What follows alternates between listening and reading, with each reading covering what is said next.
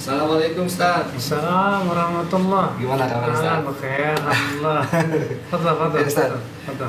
Lagi sibuk apa nih Ustaz? Ngetik biasa. Ngetik aja, bikin buku baru. Afan Ustaz nih, anak ganggu gak ya kira-kira Ustaz? Fadal, fadal. Ada beberapa hal nih yang mau Ana tanyakan Ustaz. Iya, silakan, silakan. Berikut yang pertama itu kan ada sebenarnya agak mengganjal di hati Ana Ustaz. Itu hukum tahlilan itu sendiri apa sih Ustaz? Diperbolehkan atau enggak Ustaz untuk tahlilan itu Ustaz? Sebetulnya hukum tahlilan itu sudah jelas ya kalau bagi mereka yang membaca kitab-kitab para ulama terdahulu. Ya, Ustaz. Seperti misalnya perkataan sahabat, perkataan para ulama, Imam Syafi'i dan imam-imam yang lainnya. Di antara perkataan sahabat Rasulullah Jarir, dari seorang sahabat Jarir namanya, beliau berkata, kunna na'uddu al-istima' ila ahli al-mayyit wa sun'at ta'am fihi minan niyahah. Kami dahulu menganggap berkumpul-kumpul di keluarga kematian dan membuat makanan di situ termasuk meratap. Itu sebuah athar yang sangat sahih, ya.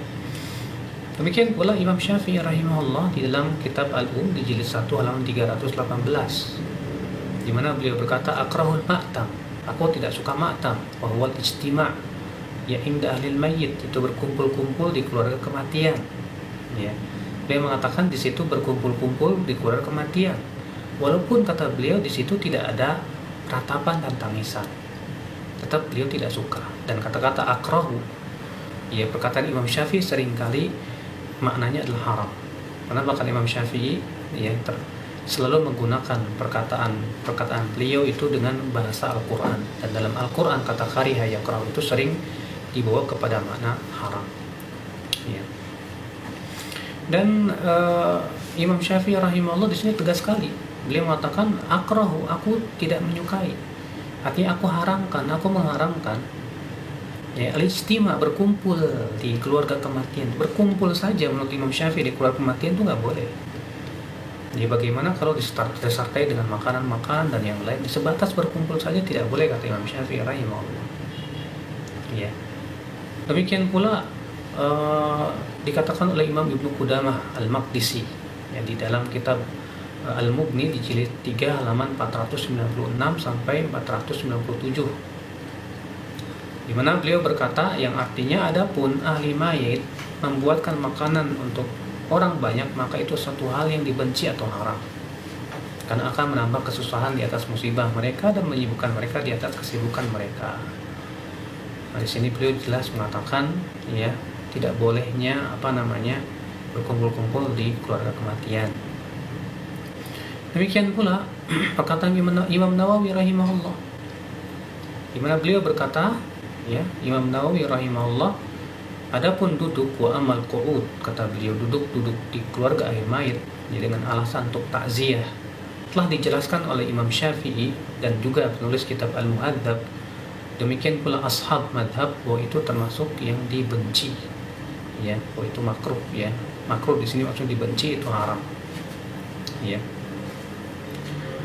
Di mana Al-Imam Nawawi rahimahullah menjelaskan di sini bahwa ya ini perkara-perkara yang ternyata muhdats. Bahkan dalam perkataan beliau, Imam Nawawi tegas mengatakan bahwa itu adalah muhdats, itu bid'ah, ya. Demikian pula Al-Imam Asy-Syairazi menulis kitab Al-Muhadzab, di mana Al-Imam Asy-Syairazi rahimahullah ya menyatakan demikian pula di dalam kitab Al-Muhadzab. Demikian pula Imam Ibnu Humam Al-Hanafi dalam kitab Fathul Qadir di jilid 2 halaman 142. Ya, beliau tegas mengatakan bahwa itu adalah bid'ah yang jelek. Demikian pula Al-Imam Ibnu Qayyim rahimahullah dalam kitab Zadul Ma'ad di jilid 1 halaman 527 sampai 528. Imam Syaukani dalam kitab Al-Awtar di jilid 4 halaman 148 yang tegas menyatakan bahwa itu menyalahi sunnah, ya. Demikian pula Imam Ahmad bin Hanbal ya, di mana beliau dikatakan dibuatkan makan untuk mereka ya ahli mayit, dan tidaklah mereka ahli mayit membuatkan makan untuk para pentakziah.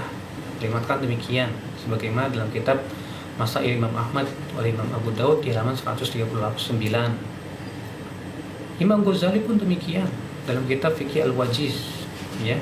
Al-Wajiz Fiqih Al-Imam Asy-Syafi'i di jilid 1 halaman 79. Demikian pula dalam kitab I'anatul Talibin Syarah Fathul Mu'in, tegas di situ di jilid 2 halaman 165 ya, bahwa mufti Syafi'iyah di zamannya yaitu Zaini Dahlan ketika ditanya tentang maktam, yaitu berkumpul-kumpul di rumah kematian, makan-makan di sana, bahwa itu termasuk bid'ah yang makruhah, dalam satu riwayat bid'ah yang mungkar.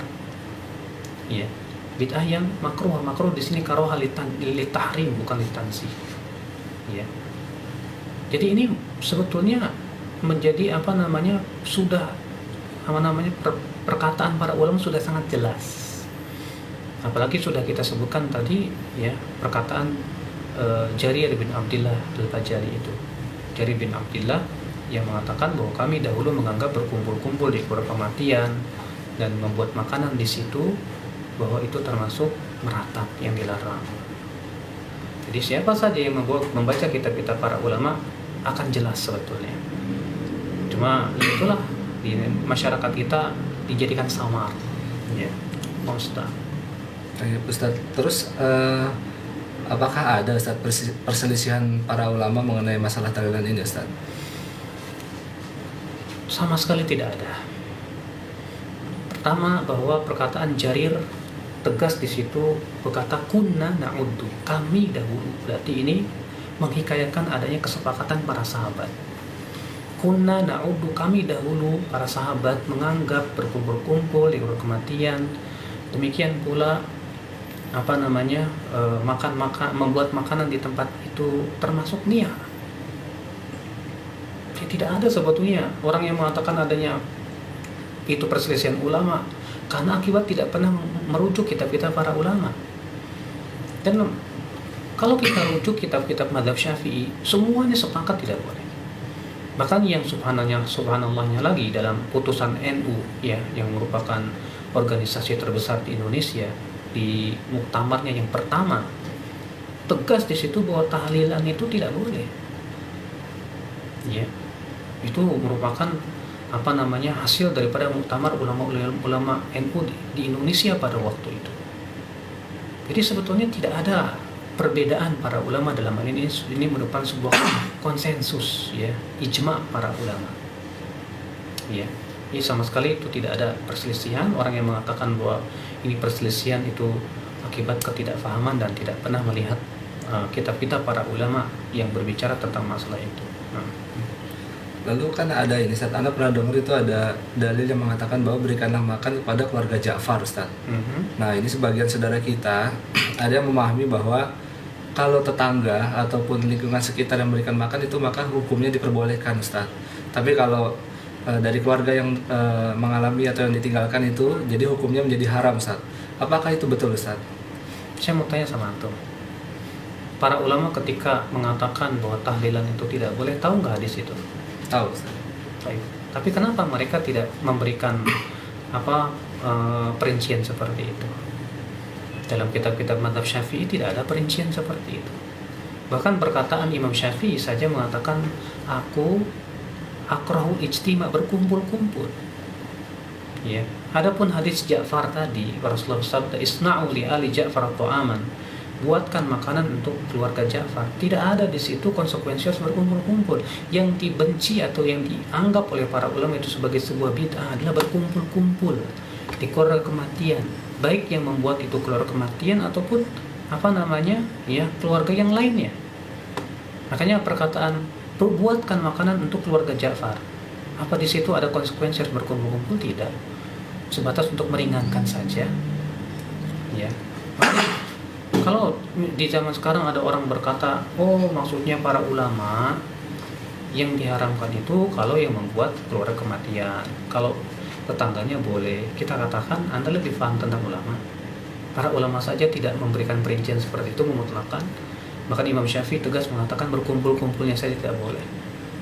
Perkataan Jarir bin Abdullah juga, Jarir ya, seorang sahabat ini tegas-tegas mengatakan kunna na'udul ijtima, kami dahulu menganggap kumpul-kumpul di keluarga kematian dan membuat makanan di situ. Tuh lihat ya. Jadi sebetulnya apa alasannya berkumpul-kumpulnya? Karena apa kata Imam Syafi'i? Karena itu yujaddidul huzn, bisa memperbaharui kesedihan. Makanya alasan yang mengatakan bahwa dibedakan ini dan itu berdasarkan hadis Ja'far sangat tidak sangat aneh begitu. Kenapa? Karena para ulama saja tidak pernah memahami demikian. Saya yakin mereka para ulama tahu tentang hadis Ja'far itu, tapi mereka tidak pernah membedakan antara ini dan itu. Wallahu a'lam. Terus itu juga Ustaz, kan ada beberapa pendapat juga yang beredar di masyarakat itu, bahwa kalau setelah ada mayit gitu kan, setelah dikuburkan, jika tidak ada tahlilan itu maka seperti menguburkan kucing Ustaz gitu. Nah lalu sunnahnya sendiri setelah kematian itu apa sih Ustaz? Mungkin bisa diberikan penjelasan pada Anda nih Ustaz. Ya akhi, kita tentunya jangan mendengar apa kata orang. Yang terpenting kita berusaha untuk mengikuti sunnah Rasul, karena syariat kita sudah sempurna kan. Jangan kita membuat-buat ritual yang tidak pernah dicontohkan Rasulullah SAW. Orang mau berkata apa ya terserah. Yang terpenting kita sudah berusaha untuk mengikuti ya bagaimana Rasulullah SAW menyelenggarakan jenazah. Rasulullah SAW bersabda, asri'u bil janaiz, segeralah mengurus jenazah. Nah inilah kenapa sebabnya diadakan acara-acara seperti itu, karena tidak mempraktekkan sunnah Nabi. Rasulullah mengatakan asri'u bil janaiz, ya segeralah menyelenggarakan jenazah, segera mandikan, kemudian sholatkan, kafani, sholatkan, kemudian kuburkan. Coba dulu waktu Rasulullah SAW, waktu Khadijah istri Rasulullah SAW meninggal dunia, ditahlilin kan? Nggak ada Ustaz. Nggak ada kan? Iya. Waktu anaknya Rasulullah yaitu Ruqayyah dan Ummu Kulthum meninggal dunia, Rasulullah bikin tahlilan nggak? Tidak ada Ustaz. Bikin makanan nggak? Para sahabat misalnya bikin makanan, Rasulullah enggak, kemudian kumpul-kumpul di keluarga Rasulullah? Tidak ada Ustaz. Berarti Rasulullah kayak kucing dong, ya. Aneh sekali. Rasulullah SAW yang mensyariatkan kepada kita sebuah syariat yang sangat sempurna. Jangan kita katakan bahwa itu kayak kucing dan yang lain, sangat jauh berbeda. Kalau kucing dibuang begitu saja. Kalau manusia, masya Allah, disolatkan, ya dikafani, kemudian dimandikan. Kalau kucing nggak dimandikan, ya dikafankan, kucing nggak dikafankan, disolatkan, kucing nggak disolatkan, dikuburkan di situ, setelah dikuburkan disyariatkan masing-masing itu untuk mendoakan. Kucing tidak seperti itu, ya sama sekali tidak seperti kucing, jauh sekali. Bahkan Rasulullah SAW memberikan pahala yang begitu besar buat mereka yang menyelenggarakan mayat seorang muslim. Kata Rasulullah, siapa yang memandikan maka Allah akan ampuni dosanya 70 kali. Siapa yang mengkafani maka Allah akan memberikan pakaian dari surga, dari sutra yang tebal. Siapa yang menggalikan kuburannya maka dia akan diberikan pahala terus sampai selama si mayat itu ada di kuburan tersebut. Ya, siapa yang mensolatkan dan lalu ikut menguburkannya maka dia pulang dalam keadaan membuat 2 qirat, 1 qiratnya sebesar gunung Uhud. Kalau dia mensolatkan saja tidak sampai menguburkan, dia mendapatkan 1 qirat. Subhanallah, besar sekali. Bukankah sunnah Rasul itu sudah mencukupi kita? Ya sudah. Ya adapun orang mau berkata apa, ya akibat daripada mereka tidak paham. Sangat jauh perbedaan sunnah Rasul dengan kucing tentunya, ya akhirnya. Allah. Ayo Ustaz, alhamdulillah Ustaz, Anda sudah mendapatkan penjelasan dari Ustaz.